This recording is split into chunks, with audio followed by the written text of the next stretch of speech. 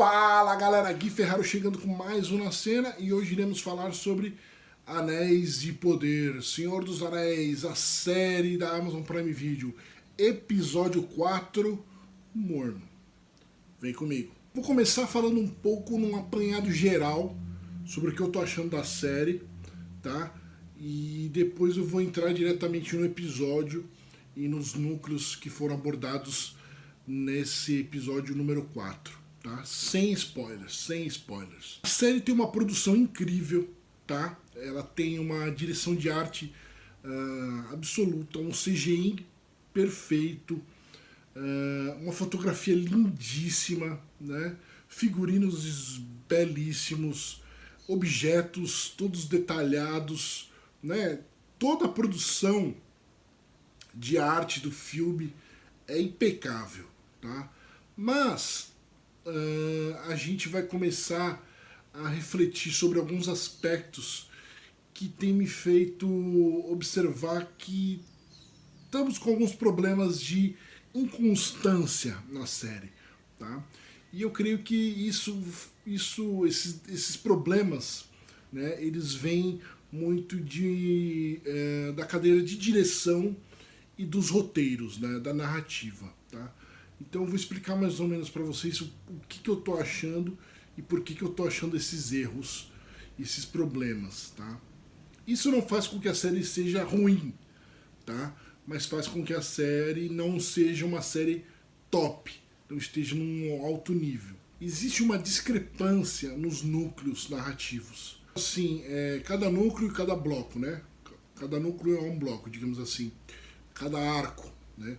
Númenor, Terras do Sul, Harhobbits, Harfoots, Khazad-dûm. E cada núcleo parece ter sido dirigido por uma outra pessoa, né? Elas não têm uma mão direta dando o tom exato do que está certo e o que está errado, do que está bom e o que não está bom, tá? Então fica um pouco difícil da gente conseguir achar uma homogeneidade no episódio, dos episódios que têm sido liberados até agora. No primeiro episódio tivemos um problema com cada bloco, cada núcleo, tá? Eles parecem que foram meio que jogados ali, sem uma montagem muito interessante, né? Sem uma montagem que pese, né? Cada núcleo, ele parecia que demorava para acontecer. Então entrava o outro núcleo de uma maneira com que agora precisamos ver isso. Foi meio que jogado, sabe? Não tem uma transição com tempo interessante de narrativa. Então saiu tudo muito abrupto. Você sente o corte, né? Você sente que foi largado ali de certa forma. Você não tem esse tempo de gostoso, de putz, agora vamos ver um outro lugar, outros personagens, outro tipo de povo. Então eu acho que por isso que eu senti tanto um cansaço, né, uma narrativa meio travada, por causa disso. A montagem não é ritmada, então ficava muito encascando na hora que passava de um núcleo para o outro, tá? Especialmente quando ia para o núcleo dos Harfoots. O segundo, e provavelmente tecnicamente é o melhor de todos os episódios, né, teve pouca coisa que me incomodou em si, tá? Foi mais a questão dos Harfoots, né, do tom deles e de como eles são colocados na trama, tá? E como eles tomam muito tempo da trama. Mas essa parte do Harfoot é um pouco uma opinião um pouco mais pessoal, assim, não é nem tanto uma visão mais técnica, tá? Alguns detalhes de diálogo não foram tão bons assim, sabe? Então eu achei que, apesar de tudo, foi o melhor episódio tecnicamente, mas teve esses problemas. Terceiro episódio, visualmente os orcs são incríveis, incríveis. São mais aterrorizadores do que o do Peter Jackson. São mais bizarros, estranhos. Todos eles têm muita personalidade, né? Mas eles parecem, né, que são a galera aqui da Zona Sul, da quebrada da Zona Sul. Eles têm todos uns trejeitos, né, meio muito humanizado, muito exagerado. Linguagem corporal, né? O gesticular dele está muito humano, muito homem, né? Eu acho que tinha que ser uma coisa meio bruta, meio animal, meio homem, uma mistura assim, meio, né? Porque os orcs eles são uma mistura de um elfo deturpado, deformado, né? Com sei lá o que, com magia negra. Então eles não podem ter tanto o gesticular humano como o cara faz lá, entendeu? Então eles têm que ter um jeito meio particular. Então eu acho que faltou muito uma direção assim na hora de construir. Faltou uma Fátima Toledo pra meter a porrada nesses elfos aí, quer dizer, nesses orcs. Faltou a Fátima Toledo pra dar umas porradas nesses orcs aí e falar: vamos lá comer merda, seus filha da puta. Eu acho que os orcs falta alguma coisa pra deixar eles, né, especialmente no episódio 3. Então, assim, destoando de certas coisas, né? Tem o suspense do Halbrand e também do Homem Estranho que parece ser inútil e não convincente, não sei, não tá começando a ficar meio complicado isso, mas eu vou falar mais daqui a pouquinho. Né?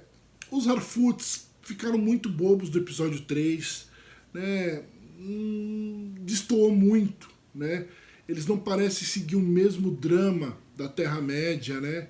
O mesmo tom, né? Tudo bem que eles são um povo que não se envolve, especialmente naquela época, mas eu acho que soa um pouco fora do tom. O Halbrand, né? O Halbrand, e vai emendar um pouquinho da questão dele do episódio 4 também, mas sem spoiler. Ele tem se mostrado um personagem muito estranho, no sentido de inconstâncias assim, de personalidades, tá? Ele é um sábio e um cara que é brigador, que sabe lutar. Ele quer ficar em Númenor, porque ele não quer mais voltar para a Terra-média, correto? Quem é como ele pode aconselhar uma elfa tão sábia, tão inteligente, né, que viveu mais de 1000 anos, né, como alguém tão simples assim, que foi rei, né, que não quis ser rei ou herdeiro, né, da Vila do Sul, do Povos do Sul, sabe? É uma coisa meio estranha, né? E ele dá uns conselhos, o jeito como ele fala é meio estranho assim, sabe? É meio dúbio, né?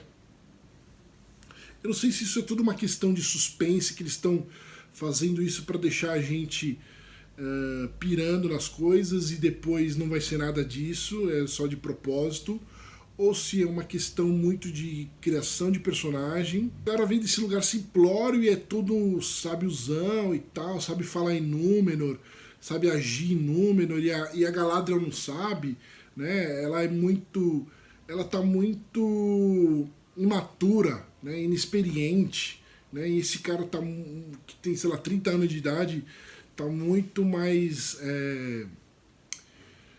sábio do que ela. Eu achei muito estranho isso, sabe? Eu tô meio encucado com esse Halbrand, com essa relação deles aí ao reino. Vocês entendem a discrepância? Conta pra mim aí, comenta pra mim aí o que vocês acham disso depois de assistir o episódio 4. Ou ele é um fodão que tá fingindo que ele não é nada, ou ele é nada e tá se passando por fodão. Né? Não sei. Não consigo entender. Uma valícia, né? Uma violência dentro dele, é tudo muito estranho, né? Ele roubou também moedas porque ele tá pagando bebida lá pra galera. Como é que ele tinha dinheiro? Então ele roubou moedas. Ele roubou um capitão de Númenor e deu a espada, né? A adaga, o punhal. Sabe? Não sei, não tô conseguindo captar tudo pra onde eles querem ir com isso, entendeu? Se é problema ou se é coisas relevantes. Rouba o Elendil, mano. Tá tirando, roubar o Elendil. Será que ele estaria distribuindo presentes? Tudo isso lá na frente pode melhorar, tá? Essas decisões podem ser organizadas e ficar tudo funcional, mas por enquanto tá estranho. Vamos falar sobre os acontecimentos do episódio 4, que Galadriel imatura, barraqueira, tretando com a regente Miriel, Tá? Isso foi muito maluco, cara. Eu nunca imaginei a Galadriel assim, meio tretadora. Tá? Mas eu acho que é a fase, né? Nos livros falam que ela é uma das grandes perseguidoras de Sauron, né? Então talvez seja por isso mesmo que ela esteja bem feroz e tal. Mas ao mesmo tempo mostra uma imaturidade. Ao mesmo tempo que o arco da Miriel, do pai dela, o Tar-Palantir, tá bem parecido, para não dizer igual. Toda a relação deles com os elfos, querer os elfos, mas não ser bem visto, e aí troca para ela, né? Ele fica recluso. Isso tá muito legal, tá realmente bem adaptado até agora. Gostei bastante dessa questão dos Valars, da premonição dos Valar, das pétalas. Eu achei muito bonito isso. A Palantir mesmo, né? Que ela enxergou a Galadriel chegando, né? Outra coisa, o pai dela é o Tar-Palantir, tá? Mesmo. Não é o Elros, como algumas pessoas vieram me perguntar se ele era o Elros, porque ficou um pouco confuso isso, realmente. Dá margem para pensar que é o Elros, tá? Não é o Elros, é o Tar-Palantir. O Elros já tinha morrido há muito tempo, o irmão do Elrond. Tá? Ele morreu lá por volta de ano 400 e alguma coisa, antes dos anos 500 lá. Ele foi um dos fundadores de Númenor. A questão do Isildur, a irmã dele e o filho do Ar-Pharazôn lá, eu não sei para onde vai isso. O Isildur é para ele ganhar uma roupagem. O Oeste, a mãe dele fica chamando ele no Oeste, né? Isildur, Isildur. Lembra bastante o Sauron chamando o Anel. Não sei para onde vai esse núcleo da irmã e do menino lá. Só mais um par romântico.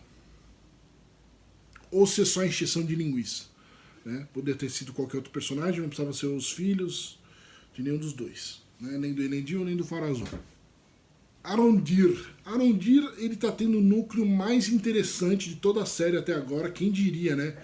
O cara que sofreu com muito preconceito aí, né, com uma lacração, né, e tá tendo o melhor núcleo, olha só. Muito legal. O Adar é um personagem misterioso, muito interessante, muito interessante. Um elfo do mal, né? Morgoth corrompeu vários elfos na época dele, então esse cara provavelmente deve ser um remanescente da época de Morgoth, né? Talvez ele tenha sido corrompido pelo próprio Sauron também, não sabemos. É dito no livro que o Sauron é o mais sábio do que o Morgoth. Então, pode ter sido o Sauron, pode ter sido o Morgoth. Não sabemos, mas de fato é um elfo dark, um elfo negro, entre aspas, escuro, né? Do mal, da escuridão. Gostei bastante. Achei interessante a relação dele com os orcs, bonita, tá? Bizarramente bonita. Eu achei ele bem com ar sinistro. Eu gostei também da questão que ele impõe ao Arondir, né? No episódio, ele faz uma imposição, um pedido para ele, uma coisa para ele fazer lá. Achei interessante, acho que faz sentido na narrativa. Tem sido o melhor arco, apesar de algumas atuações, né? O melhor núcleo. Agora o Tio, né? Com a espada, com o punho negro lá, como eles chamam nesse episódio, tem se mostrado perto da minha teoria. Tá aqui meu vídeo com as teorias. E talvez se conclua mais pra frente. Tá, por enquanto tá indo bem perto, né? No caminho do que eu já estava prevendo. Vocês podem saber mais por aqui, nesse vídeo. Eu não vou dar spoiler. Achei bem legal essa parte dele também, bem bacana. O moleque é corajoso, né? Ou já seria o sangue do Sauron brotando nas veias dele, né? Um sangue negro. Interessante também de pensar. Achei muito boa essa parte, adorei. Agora tem um erro tremendo. O Arondir volta com arco e flecha, tudo prontinho. O inimigo deu pra ele? Não faz sentido. Pensa comigo. Khazad-dûm, Durin e Elrond são incríveis os dois juntos, é muito divertido, é muito bom. Tem um humor leve, né? Tem drama, tem amizade, tem fraternidade. São assim temas que o Tolkien sempre trabalhou nos livros, né? Me lembra bastante o espírito do Tolkien. Eu achei bem legal mesmo, né? Achei bem bonita a cena da Disa, né, cantando lá. Mithril, né? Descoberto Mithril, enfim, revelado. Incrível, como a gente já esperava. Vai ser muito importante para os anões e para a trama, provavelmente, na questão das roupas que eles vão fazer, do poder como arma e como proteção. Incrível, muito legal mesmo. É um núcleo muito bom, muito interessante até agora. Gosto muito do Durin, muito do Durin. Eu acho que talvez seja o melhor personagem, assim, de atuação, de imposição de cena. É o cara que, mano, ele rouba toda a cena que ele tá. Eu creio que talvez seja porque o ator é muito bom, né? Ou o texto dele tá muito bom, não sei dizer ainda. Ele rouba as cenas, muito bom mesmo. Não entendi a cena do Elrond na janela, vendo um negócio de fundo, se aquilo lá foi construído pelos anões com os elfos, porque depois ele vai para Lindon, né? O Durin vai ser chamado para ir para Lindon. Então eles ainda não falaram sobre construir um negócio que o Celebrimbor quer construir, para construir os anéis, tudo. Não entendi. Vocês aí comentem comigo. Eu vi 2 vezes o episódio e fiquei com essa dúvida, tá? Se já tá rolando a parceria com os anões ou não. Eu entendi que não, mas parece que tava rolando alguma coisa, então eu fiquei meio confuso. Me ajudem aí a entender, porque às vezes eu dou umas bugadas. Beleza, galera? Antes de entrar no pequeno spoiler na parte do Theo, porque eu quero falar muito sobre isso, que eu acho que é bem importante, é coisa rápida também. Não é um spoiler, mas é uma coisa do episódio. Eu gostei muito da parte do Theo fugindo ali dos orcs, porque me lembrou o espírito do livro, de eu lendo O Senhor dos Anéis. Aquela tensão, aquela emoção, ele se esgueirando, indo de noite, essa coisa bem RPG, né? O cara inocente que não sabe fazer as coisas, que não sabe lutar, que é fraco. Bem os hobbits fugindo, sabe aquela primeira parte antes do Aragorn chegar, aquilo do Theo me lembrou muito o espírito do livro. Foi uma das grandes emoções que eu tive de todos esses 4 episódios, foi remeter ao espírito do livro com essa cena. Ó, caralho, dá até o negócio, foi muito bom mesmo. E agora, o spoiler maior, né?